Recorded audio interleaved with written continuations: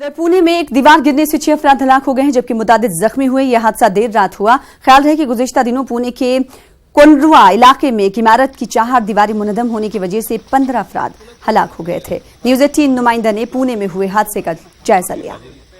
पुणे के कात्रज आंबेगांव सिंहगढ़ परिसर में ये घटना हुई है देर रात को, और जो कंपाउंड वॉल है, रिटेनिंग वॉल, वो मजदूरों के झुग्गियों पर गिरकर 6 मजदूरों की जान चली गई और 5 जख्मी हो गए, जिसमें 3 गंभीर रूप से घायल है और 2 कम इंजर्ड है।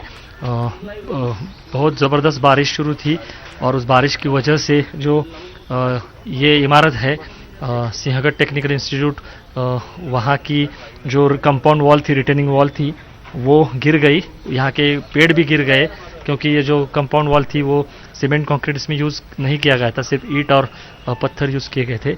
और ये जो जगह है, इस पर लेबर कैंप लगा था। इसमें कुछ 30 परिवार यहाँ पे रहते थे, लेकिन 11 जो लोग हैं उसमें अटक गए हो, और फायर ब्रिगेड और एनडीआरएफ की टीम पहुँच गई। 2 घंटे तक रेस्क्यू ऑपरेशन चला, लेकिन दुर्भाग्यवश से 6 मजदूर, जिसमें 4 पुरुष है और 2 महिला है, उनकी जान चली गई। और जिस कंस्ट्रक्शन साइट पर ये काम कर रहे थे, वो हम इमारत भी देख सकते हैं।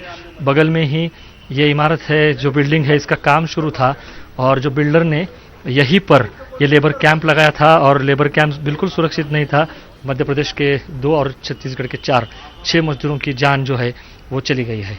वीडियो जर्नलिस्ट निखिल करंदीकर के साथ अद्वैत मेहता, न्यूज़ 18 इंडिया।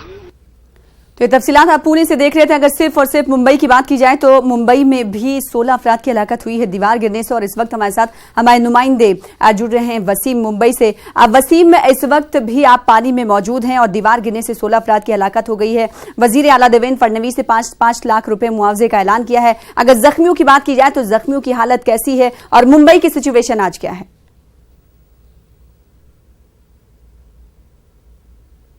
देखिए, सबसे पहले मैं आपको ना मुंबई की जो इस वक्त हालात है मैं आपको दिखाना चाहूंगा तस्वीरों के माध्यम से।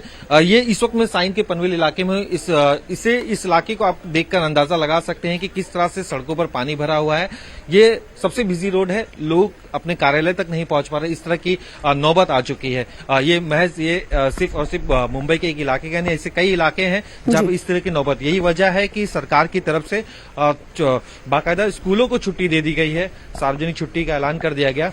और जिस तरह से तेज बारिश की वजह से जो हादसा हुआ, उस हादसे में मरने वालों की संख्या बढ़ती हुई नजर आ रही है। शायद ये संख्या 17 तक पहुंच चुकी है, और जो घायल हैं उनकी भी संख्या काफी बढ़ी हुई है। और जो इसमें 4 लोग अब भी हैं जो काफी जख्मी बताया जा रहा है, इनकी जो हालत है काफी नाजुक बताई जा रही है। लेकिन लगातार बारिश की वजह से ये एक बड़ा हादसा हुआ है, और ये हादसा सरकार के लिए एक बड़ी सबक देखा जाएगा। जिस तरह से देख सकते हैं कि लोग परेशान हैं, छोटे बच्चों के साथ। एक फुटपाथ जो मुंबई का है वो भी पता नहीं लग पा रहा है लोगों की ये फुटपाथ है जी। इस तरह के पूरे माहौल यहाँ पे मुंबई में देखने को मिल रहे हैं। मलाड की जो स्थिति है बेहद खराब नजर आ रही है।